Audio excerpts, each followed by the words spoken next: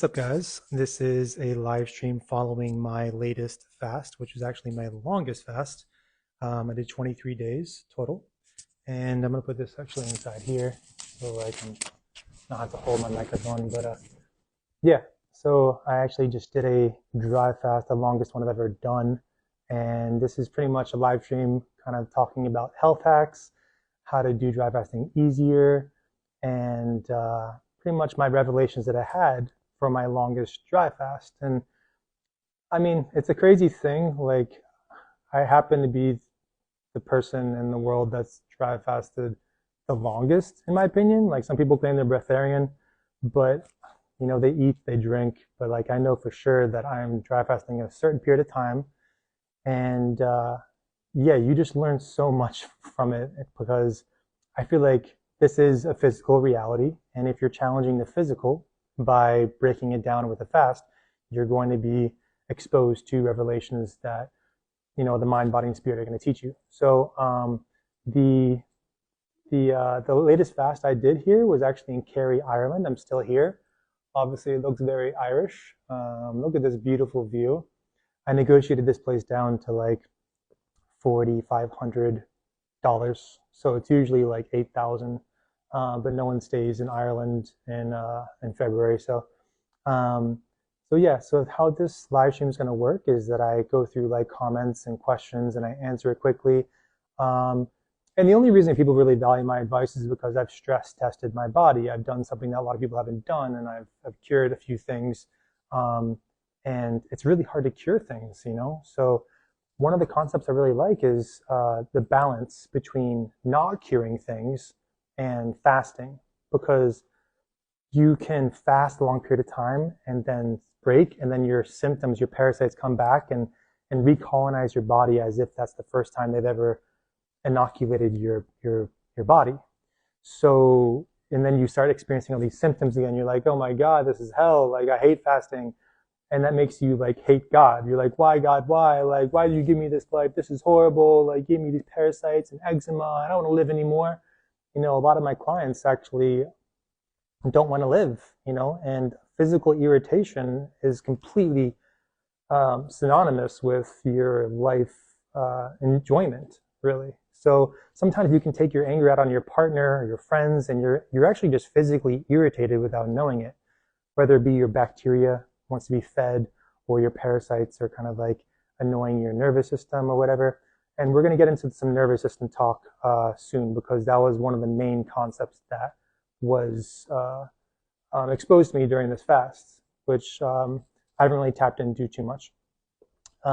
So I wanted to kind of say that this is nothing I say is medical advice. So this is just my own experience, and I'm just kind of talking about that in that fashion. So yeah, so with regards to like the nervous system, sometimes like mucus and parasites will kind of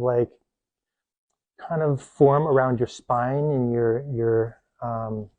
in your brain and your lower lumbar, and just kind of like lock in. And you know that's happening because when you're like on day 5, day 6, it starts to tighten. You start to get really sore, even like earlier, day 3, day 4, day 5.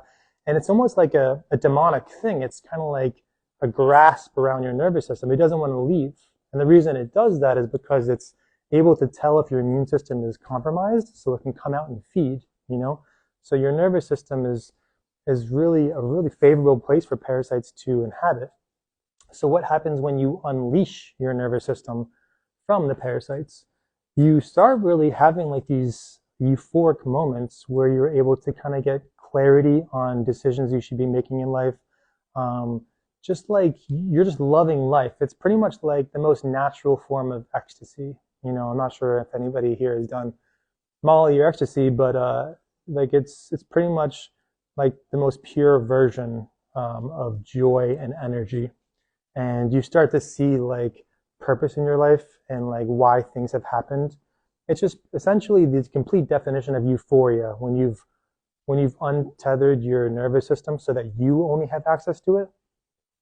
And what I found is that if you're really kind of conscious of this process, so say you dry fast, you get the parasites off your nervous system, you're experiencing euphoria, now you're kind of exposed to spiritual gifts that are available to you. So it's up to you whether you want to explore those and kind of like curate those. So like what I mean by that is like, I don't know how to astral travel. I never practiced astral traveling. Astral traveling, for those who don't know, is when you can leave your body and explore different realities, explore different dimensions, and just particularly in dream states. So if you're kind of like doing both those things, you have euphoria and then you're astral traveling, you can control it. You're like, I don't have fear within me, so therefore I'm going to guide my process to a realm that has a bunch of jungly flowers, and I'm flying, and I'm sitting on a limb, and I'm like kind of observing these cool jaguars that are acknowledging me. Everything is kind of it's pretty much you're curating your reality essentially. And so that was one of the things I was able to tap into, is like astral traveling and being in complete control of it, you know, and just and it's a crazy thing. There's so many ways I can take this, but like you know, a lot of us are kind of like so impatient, and we have to like make money every single day, and we have to pay rent, and you get distracted from actually doing nothing, you know. So what I mean by that is like doing nothing is kind of like meditation. So like when you're distracted and you're constantly like never being present and healthy, you're not really kind of exploring these like creative mindsets that are kind of like allowing you to create universes essentially. I know we're already going so deep actually, but this is kind of like what's available to every human being, you know, because humans are super special. Like, but the thing is, a lot of us don't really understand what the immune system is. The immune system, in my opinion, is just like your homeostasis of bacteria. So your bacteria has to have an agreement. And that's another thing that people experience after fasting is like, which bacteria is going to win, which bacteria is going to repopulate fast, so that it controls the vessel, you know, so that's in control. But when you're not fasting, your body is going through this negotiation where like, no, you have to hide over there because you're a bad bacteria and we're the good bacteria, we're in charge, and it's up to you to kind of repopulate the ones that you want to call the shots, essentially. So the immune system is essentially just you kind of like catering to the certain bacteria that you want to kind of like party with, essentially. You want to like pretty much defend you, you know. It's kind of like it's on your team. But in my last fast, I realized that my bacteria was formulating my personality too. So like there's a whole bunch of concepts there. And the first thing I think about when I talk about that is like, I pretty much don't, like, I know who I am. So like when you go deep into a fast, you're killing off a lot of the bacteria, kind of like a natural chemotherapy. And so therefore you're kind of witnessing your personality dissolve because your bacteria is dying off, and you're kind of thinking like, like, whoa, that had more of an influence over me than I thought. Just like it does when you want to decide what to eat for the day, you know? So it's kind of like the bacteria is really telling you that. But if you go that deep on a fast, say day 18, day 19, you're experiencing like blankness, you know? Which means that like, who are you at that point? Like if you don't have the bacteria, like who's really calling the shots? And it comes down to your true self, your spiritual self. So your physical self is arguably just your bacteria. And your spiritual self is an intangible thing that's kind of consciousness, you know? And so the consciousness is now not being influenced by the bacteria. And that is what these biblical and scriptural texts, I think, are really talking about, is you're exposing your true self so that you can make a decision in life that is for your greater self, you know, not of the self that is of the world.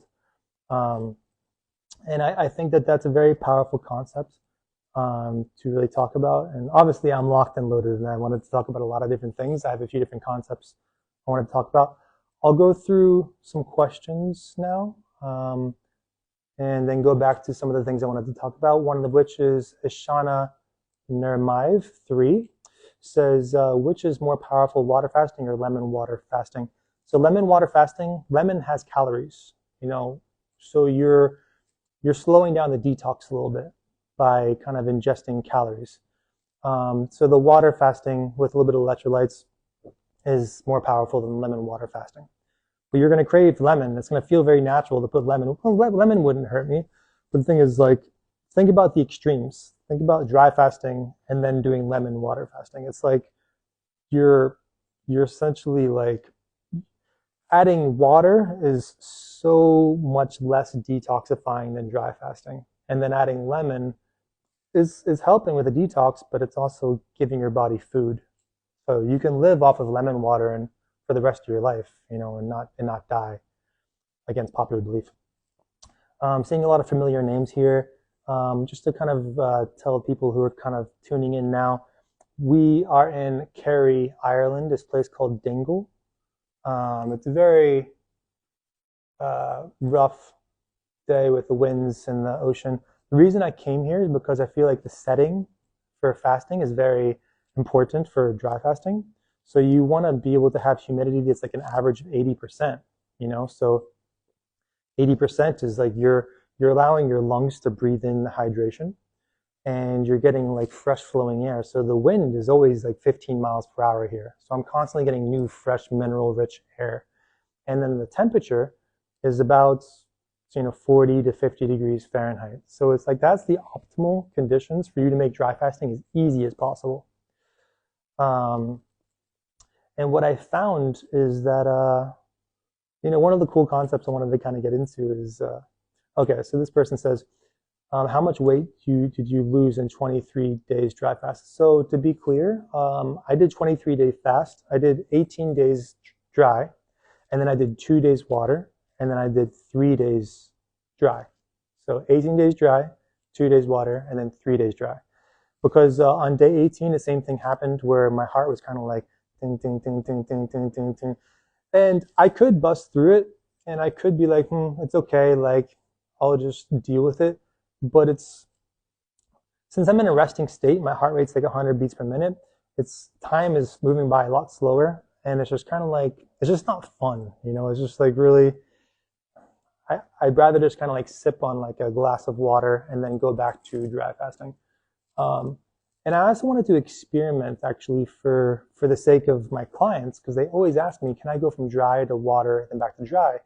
And I realized this is a very important message of this live stream, is that you severely slow down the dry fasting detoxification when you go to water from dry fasting. So you have to look at your body as a sponge. Your skin has a bunch of layers, your epidermis, that you hydrate it gradually and you dehydrate it gradually. So when you're drinking water, you're allowing the mucus to pretty much have life again and kind of transport itself around the body. And you're really kind of slowing down the dry fast. I don't know by how many days, but it's severe. If you're trying to cure something, I would not go from dry to water back to dry, because then you have to do a long fast. Okay, so this is a really important message for anybody who's looking to cure something, because a lot of people say oh yeah, I cured Lyme disease with 11 days. I bet a lot of money that you didn't, because your body has to get to a dry state before it gets 100% cure of whatever, candida, Lyme, herpes, tumors. So you want to, what ends up happening in a dry fast, and a very short explanation, is you pretty much allow your breath to hydrate, and your mucus, you keep spitting out mucus, and you are essentially getting drier and drier. And so when you get to day 15, things get crusty, so your mucus pretty much has no place to go. You can scrape it off your teeth and flick it, but your body's using that as fuel. That's actually food for the body.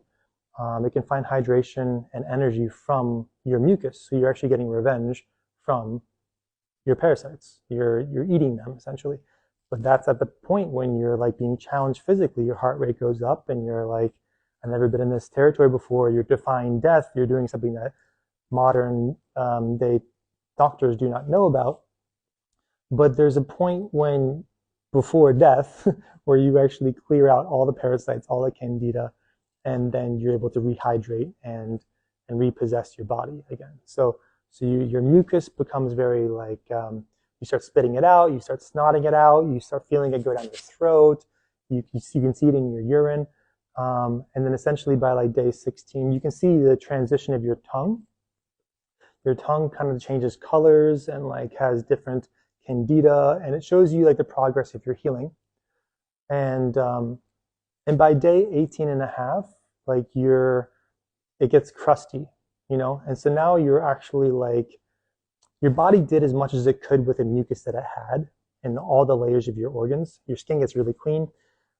But then like the most important part, which is the hardest part, which is like, this is what I was talking about before with the balance, with like curing and not curing yourself, is getting through that stiff, dry state where you can see the candida, which once looked white on the tongue, starts turning solid.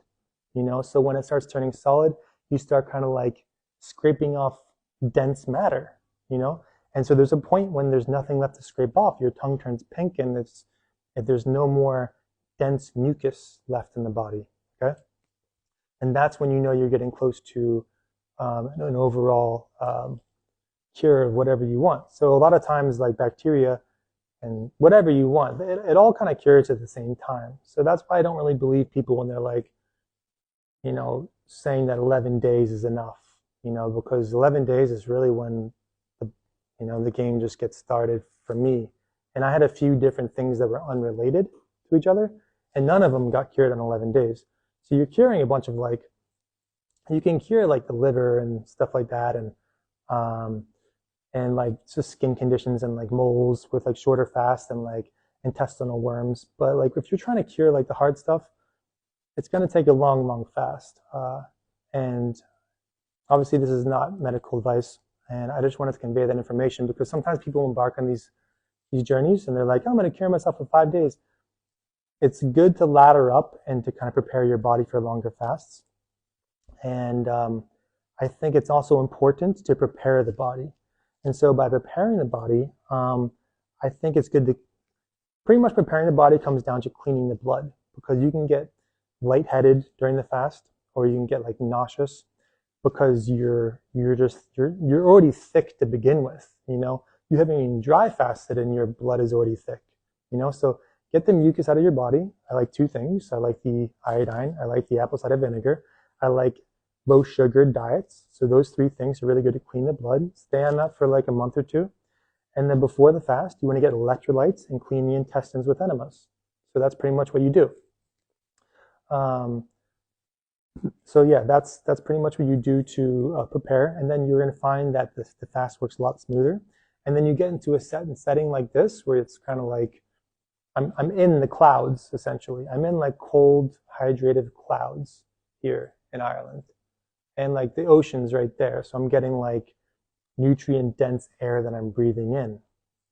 And yeah, and I'm reading one comment here. Jenna Elevate says, this deepness is what I live for and why I fast. I love astral traveling and being an alchemist of my own life experience. Definitely. Yeah, I think there's a lot of depth to fasting, you know, and it's very hard. There's a lot of suffering within fasting, but you gain a lot of knowledge and wisdom with that occurrence. So like anytime someone like dry fasts, they pretty much just crave fruits, you know, but every diet goes out the window and they just kind of like just want fruits because it's hydrative and it's like so delicious. And I even thought like with fruits, like fruits could be intelligent enough to want you to live longer, you know, because obviously you're supposed to eat the seeds and you're supposed to shit out the seeds and plant, you know, that fruit tree with your what do you call it? I forget what it's called. But the thing is, like, the fruit is is better off with you living longer. So what is fruit? Fruit is like 90 to like 99% hydration. So it wants circulation in your body so that you live longer, so you can, because it's being selfish. It wants you to provide for it, not provide for you, you know? So it's going to show you that hydration, minerals, is pretty much how you live a long period of time on this planet. So the fruits kind of like tell you what's going on with that. And so Jenna Elevate also says, I want to know what diet you have when you do eat. So yeah, so sometimes I was raw vegan for a long, long time. And so right now I'm experimenting with a little bit of meat and fat and fruits. So it's pretty much just kind of like protein, fats, and fruits. And I do like fruitarian diets. I do like raw vegan. You know, there's a time and a place. But I'm excited to kind of drift into like mixing in some raw vegan with that kind of diet too. So it's just a matter of you getting enough minerals, protein, and fats in your diet. And therefore your body's going to be most optimal. But you can have, we would all kind of have a more similar diet if we all had a similar bacterial profile, but we all don't. We all come from different regions of the world that share bacteria in different ways. So, and every single waiter asks you, are you allergic to something before they serve you food? Because they want to know that you're not going to sue them and you're not going to react to a food. So they're pretty much asking you, do you have a parasite that's going to react to peanuts or the food that we're going to serve you? But if we all were free of parasites, we all would kind of pretty much be going after the same foods, you know? But I think this day and age, parasites are very, very prevalent. And I think that laboratory made mucus and, microbes are kind of really prevalent this day and age. So I feel like low sugar diets are very common now. And because what ends up happening is like when you have, this is a concept that I tell a lot of clients, is like when you have, say you eat like something that's very sugary, even fruits, carbs, processed sugar, what ends up happening is it goes to your intestines and then it goes to your circulatory system. And then when it's in your circulatory system, that's when the parasites that inhabit your skin and your nervous system, they can come out of hiding and start feeding in your circulatory system on this matter. And that's when your immune system is activated, because now it's like, oh, there's a parasite, there's something that doesn't belong here, and because it wants to feed, and so therefore it's going to create an inflammatory response, because your white blood cells are going to produce histamine to slow down that microbe, that parasite, to peroxidize it, right? So it's going to create an inflammatory response. And something that you can do is either A, just lower the sugar diet, which a lot of people have this day and age, to minimize symptoms of what they're dealing with, or B, just like have like a teaspoon of apple cider vinegar and water after your meals, because that apple cider vinegar is very anti-parasitic, and it's organic and has bacteria with it.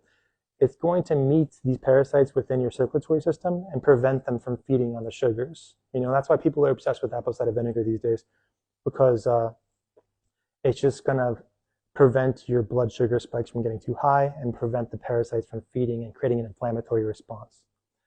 Next question is, so Der Flanzen Frezer athlete, crazy long name. What if I run daily? Can I water fast, or should I slow down on the running?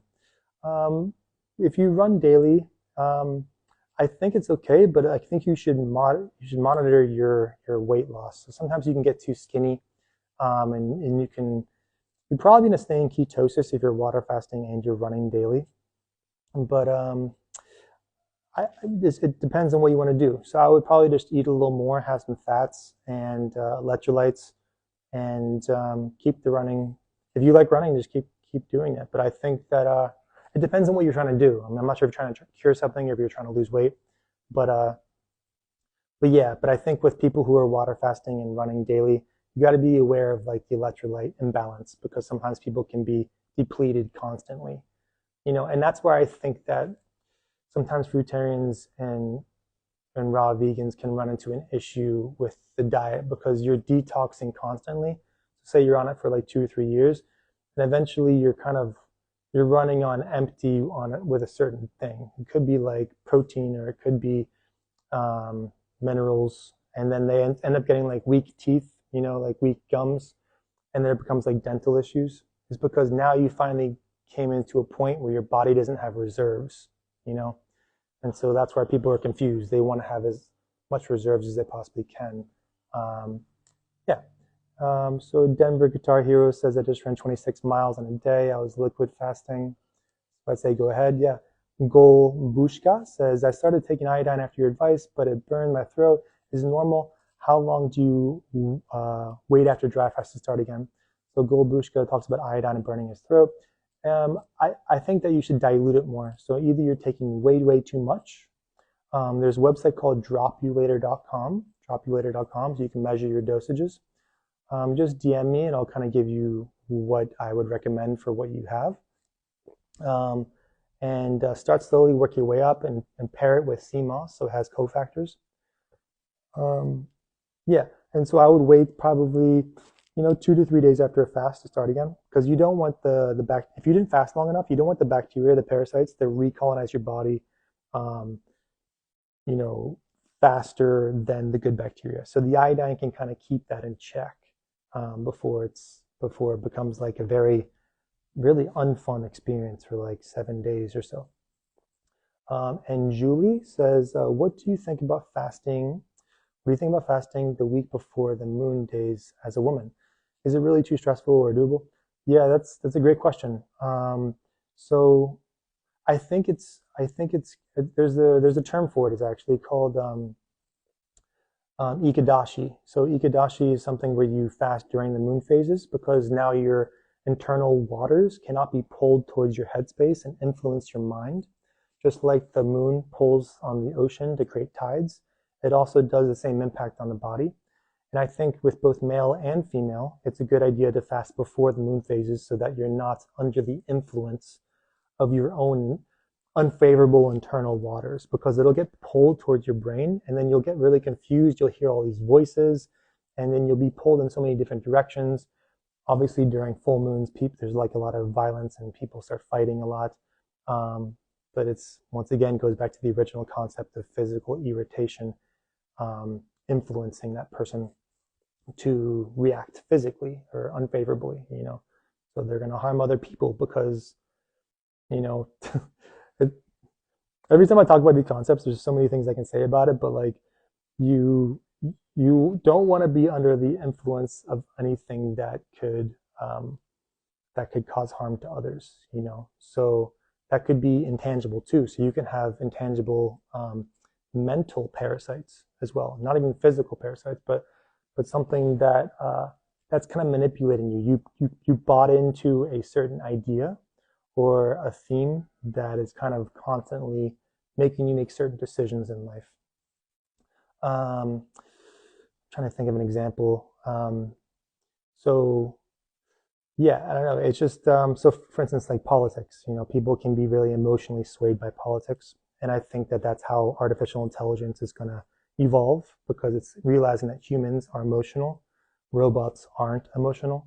So therefore, the variable is emotion. So now I can move the humans based on that emotional variable. So you can make someone emotional about something, a political agenda or whatever it is, and you can move that human to do certain things that they wouldn't normally do, based on them feeling a certain way, And it's like chess. So if you can kind of get the person to make the first move, something that they wouldn't expect to do, you can kind of it's like a domino effect. You can make them do the second, third, fourth, fifth thing, And it can be with marketing as well. You can make someone buy a product based on you just kind of looking at a post, and then they kind of create a second post, and now you're kind of like hooked. And you're like, oh, this is a sign. Maybe I should be buying an air fryer because like this person is very healthy, and now they just pushed a product onto you in the same fashion that a spiritual energy would actually manipulate a human as well, in my opinion. Parasite is often a cause of mental illness. Yeah, for sure. What was the water distilled? So this question is a good question. Lux Olu says, was the water distilled or normal water? So my most recent fast was here, obviously in Kerry, Ireland. I did 18 days dry, 2 days water, and then 3 days dry. So a total of 23 days. So when I am drinking water, I'm drinking spring water or artesian water. And artesian water is pretty much like naturally flowing water that's forced to the surface. So I want anything that's natural that my body's going to recognize, you know. So anything that my body doesn't recognize, because this is a very serious state, you know. I'm dry fasting and challenging my body to that capacity. So I need to have something that my body's going to recognize. And so I'll have like spring water, local spring water here. There's one place in Limerick, Ireland, which my ancestors happen to be from, so it's even better. And I'll just ingest that for 2 days. And what I'll do is, it's such like a sacred moment when you're like breaking a fast. Like I'll like have the water in my mouth and I'll kind of play around with it. And I'll just like, I'll try not to swallow it as long as I can. I'll let it kind of like absorb into my mouth. And I just kind of like have fun. That, believe it or not, like just holding water in my mouth is like probably one of the most intense experiences ever, where you're kind of like enjoying something that people take for granted so much, you know. And that's the number one thing people realize on a fast is like you take for granted things so easily: water, food, being able to move around, and it's really ingrained to like a sense of gratitude that's very deep, that's not going away. So one thing I do because of fasting is I'll buy like very small forks and very small spoons, because now I'm taking very small bites, you know, because I want to enjoy every single little bit of my food. Because if you go 23 days without eating, it's like you really enjoy, you know, every single little thing that food can give you. And one of the new things that I've learned is that this is something that you probably don't know actually, is that the water, every single bit of water that you see is actually older than the sun. So the water is older than the sun. And if you think the sun is intelligent or has a consciousness, think about what water is capable of if it's even older than the sun.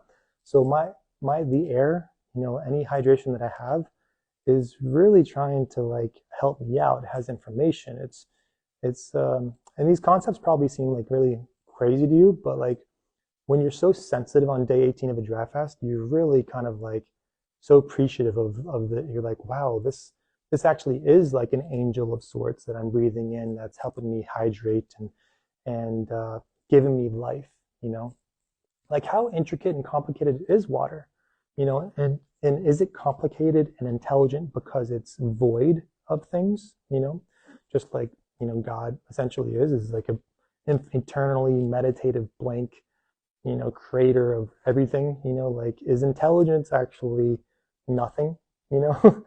Because if you think about it, like you're born into this world, you're a baby, you have these really clear blue, green, brown eyes that look like a universe, and then you acquire these distractions, you acquire this information to make you feel more separate from the nothingness, you know. So now you're acquiring information, like I'm acquiring wisdom, and then you have to actually be wise enough to undo all that information, because ignorance is not bliss, you know. It's like you be intelligent enough to do away with it and be okay with nothing, because at the end of the day, you are already complete, you know. The less a man needs, the more complete he becomes. The less a man needs, the more complete he becomes. And that's my favorite quote, my favorite motto to live by is like, when you're really feeling frustrated and agitated and like, this is not working out for me, you're feeling a sense of lack, you know. Like you need to like undo things that you need less, essentially. Anyway, moving on to the next thing. How many days is necessary to dry fast to kill chronic bacterial infection?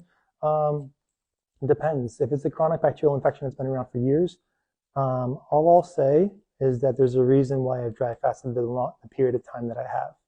Okay, and this is a great conduit to what I wanted to say, which is, so there was a time period when I was like, you know, sick and trying to cure, and like even like crying about it like a little baby, like, why God, why? And like life sucks.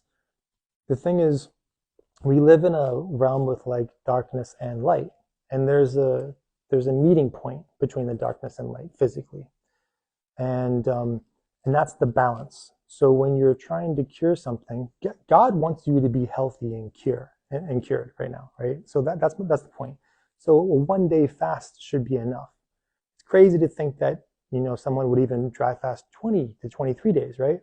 But that's the balance between darkness and light, because parasites and darkness are trying to be relevant, And so if you are trying to cure something, that's the balancing point, So you could hate God, but he wants you to be cured. It's just that you got to learn those lessons and information in order to, dissemble the darkness so that you're exposing only the light, which is the nervous system, So my relationship with God as a father has changed because of fasting, because I, would retaliate. I'd be like, I would hate my father, right? So, but at the end of the day, like, why would my father expose me to this if there wasn't lessons to be learned?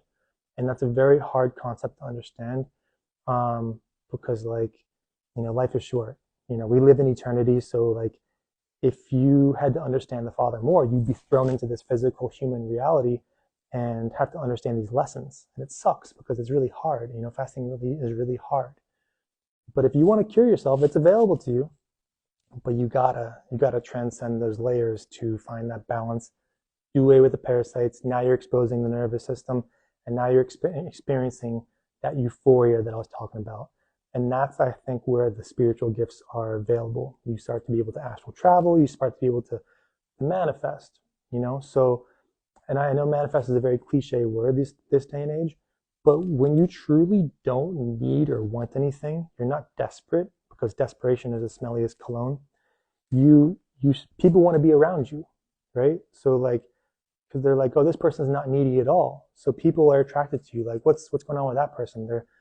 They seem like they don't need anything. They're just relaxed and stoic. So that should show you exactly what's going on spiritually and existentially, is that you're magnetizing things, including people. Sorry, I get into these rants a lot, but these are kind of like the revelations that I want to talk about because it's on my mind. How much water Okay, that's a great question. So Luxalo said, how much water did you have in this interval? So I dry fasted 18 days, 2 days water, 3 days dry. So 23 days total. So I had a hard time remembering how much water I had, but I got kind of carried away because I thought I was going to stay on water. But I had about 4.5 liters of water in that interval. Okay.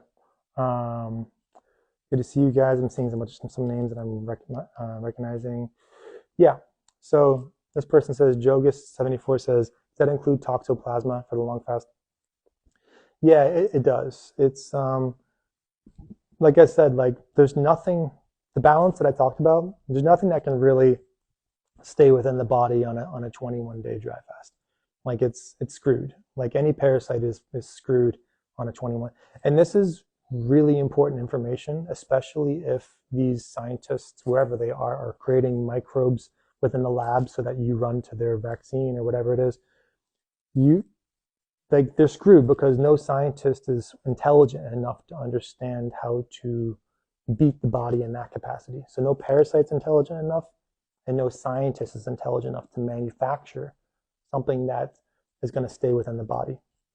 So the body is going to become nothing, almost to the point of death, where it repossesses itself. So because it needs fluid, it needs hydration to travel within the body, and if that's not even there, then it's gonna leave. You can pretty much eradicate anything, but it's very dangerous to fast that long, and you have to understand how to ladder up safely and how to prepare, and that's what these videos and my account is for. None of it is medical advice, of course. Yeah, so this person is going to heal tonsillitis with a dry fast. I think, so Fit for Life says that. And yeah, you definitely can. It's just that you're going to experience an exacerbation around like day 4 to day 8 with a tonsillitis. And you might start coughing up some stuff. You might even, it might feel swollen, but that's a good thing, because if you're depriving the body of food and water and things are happening, like, it's not like that's bad. That means that's your body's repairing itself. Because when does the greatest repair biologically happen? It's when you're sleeping, right? Because when everyone's sleeping, they're dry fasting, no food and no water when you're sleeping. So if you elongate that period of time, you're going to be healing at a greater exponential capacity. And that's exactly what I found with this. So a lot of people start off their journey with a diet, and they think they can heal with a diet, which I thought as well, like, wow, like if I'm just not doing a standard American diet, like, and people are wrong, like I can cure myself with just doing any kind of, like, just doing raw vegan or doing carnivore. But that's not the case. Like, if there's another concept you need to understand is that people say they cure things when they're really just symptom managing. And then if they're a good speaker, they're going to start communicating and selling you things based on them just symptom managing themselves, saying that they cured something, right? But in reality, they're just stuck on a diet forever now because that's not going to feed the parasite, But once they have a cupcake or something, like they're going to have eczema and start, getting, a parasitic exacerbation. And then you're like, wait, I thought you were cured. And we're like, not really. They're just really excited that they're not experiencing symptoms. They found something that they can symptom manage. It's all about everyone's symptom managing, at the end of the day. So it's good to understand fasting, but it's also good to understand like anti-parasitic remedies so that you can have that in your back pocket, So that's because it sucks. It sucks experiencing symptoms. It sucks like having to like, change your life up based on like you experiencing like a rash or getting like whatever it is. So you want to there's a few different things I like. I like nettle leaf tea. Nettle leaf tea is good. I like apple cider vinegar. I like iodine. I like fasting. A lot of these herbs people kind of tout. I don't think that they're really that powerful, and a lot of people are like, I can cure myself with herbs. I haven't really seen it. And once again, it comes down to like symptom management. It comes like if you look at the scripture, they always talk about herbs and fasting. It's not just herbs, So people get obsessed with these things, these ideas, like or things that you can consume and put in your mouth, and they're like, oh, this will heal you. Like that's essentially saying that you're incomplete. So someone's saying like, hey, can I fast with lemon water, or when I'm dry fasting, can I take my medication? You haven't mentally gotten to the point where you feel like you're complete yet, because therefore you depend on the body completely. And therefore that's how you really get the result, the goal that you want, is you're depending on the body to take care of that job. But until then, like it took me a while to get there as well. Because if you really look at it, it's a natural process. You start with a diet, then you start with like you do the herbs, and then you start doing like the water fasting, or maybe you'll start doing like, MSM or like hydrogen peroxide or iodine, and then you realize that that's not really working. So now you do like water fasting, and then you're like, oh, this is actually doing something. And then that's where my account comes in handy, because people never do water or dry fasting long enough. So they do it a little bit. They're like, oh, this sucks. I'm going back to my life. But what ends up happening is that people end up going back to their regular diet, but without the sugar. So they spend years on detoxification trying to cure something, and then they end up going back to their regular diet without sugar to symptom manage. Okay?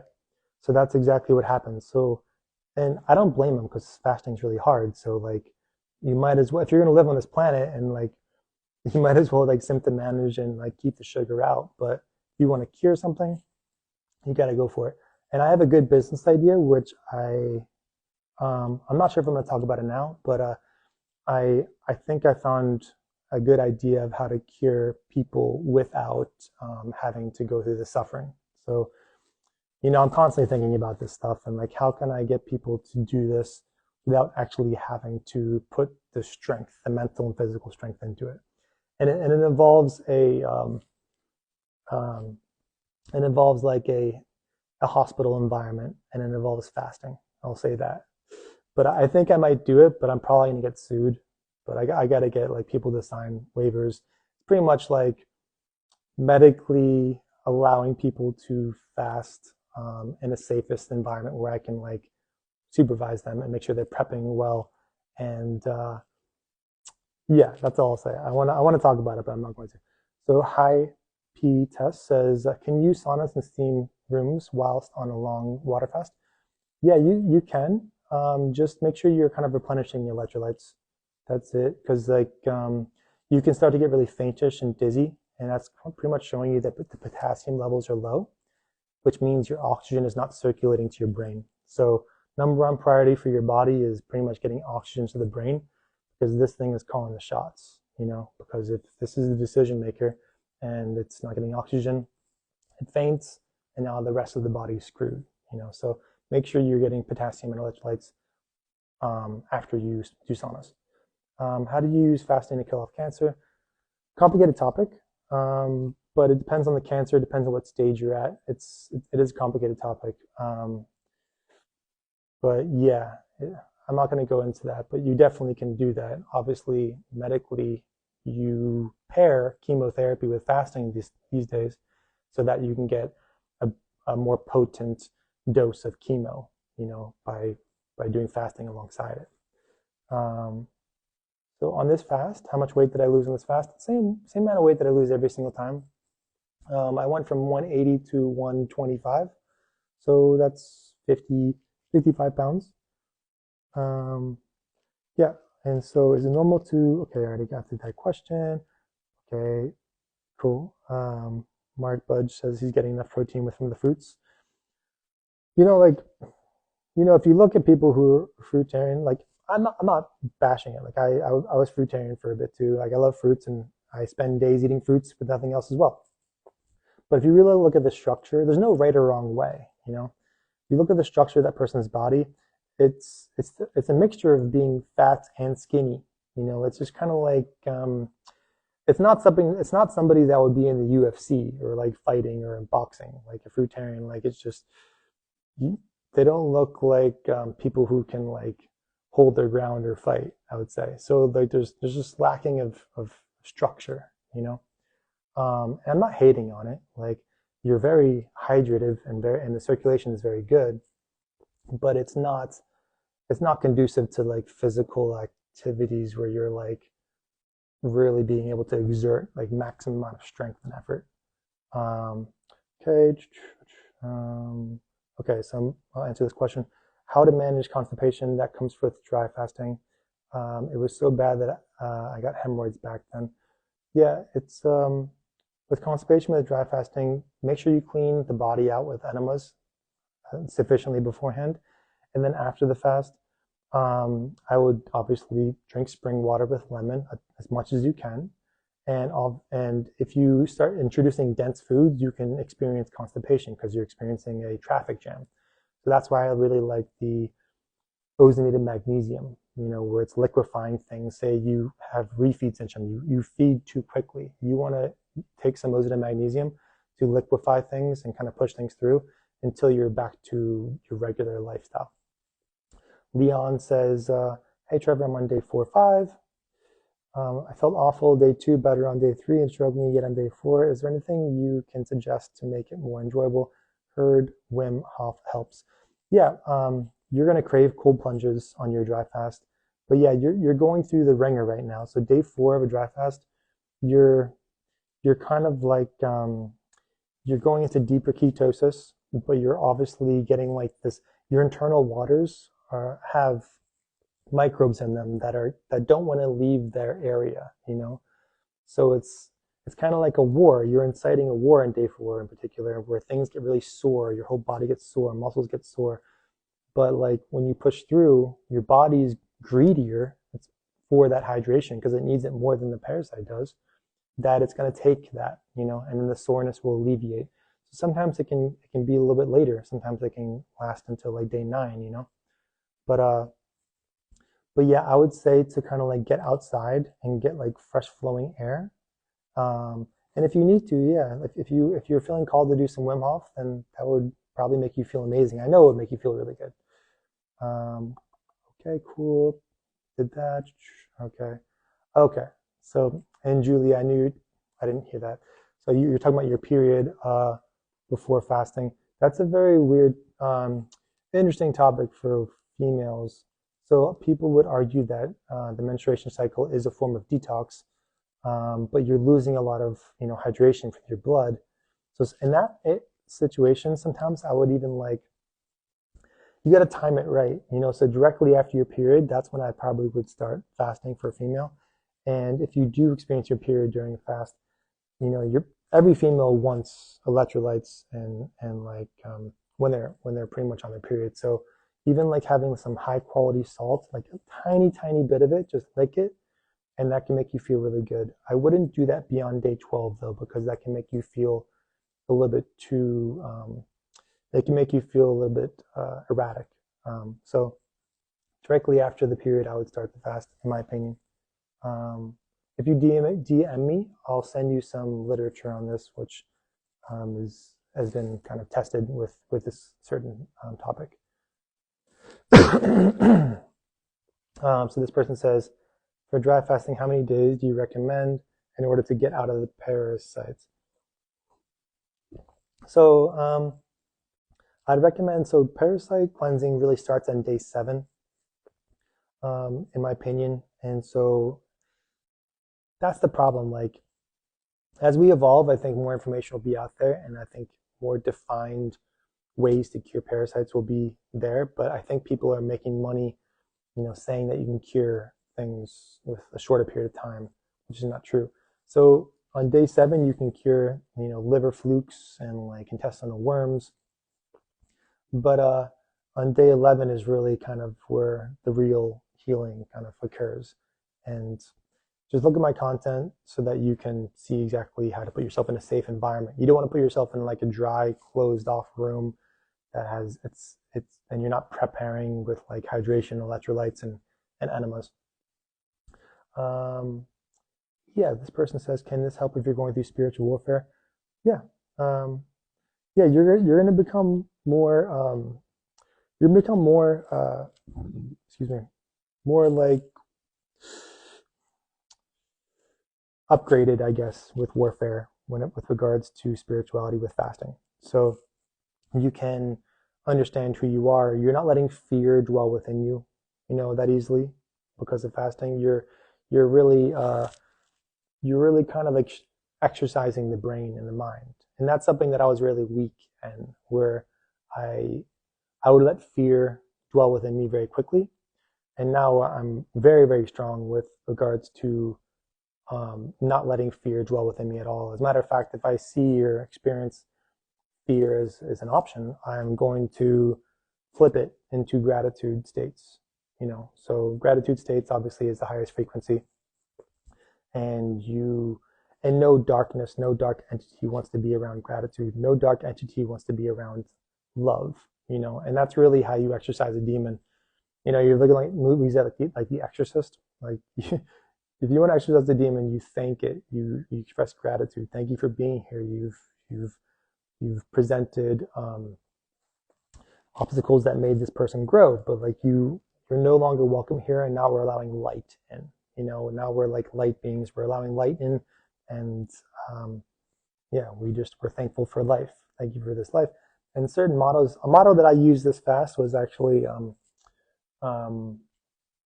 is I feel safe and I am comfortable. Something as simple as that. Like, by you just saying I feel safe, your physiology is going to be at ease. Your cells are like, oh, this person is actually choosing to fast. This isn't like you're stuck in like a out at sea without any food or water. Like, you're choosing to do this. And that's a big thing.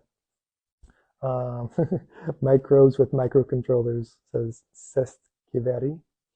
Okay, cool. Dry fasting heals inflammation. Yeah, there's nothing more anti-inflammatory you can do than dry fasting, because you're pulling on the fluids.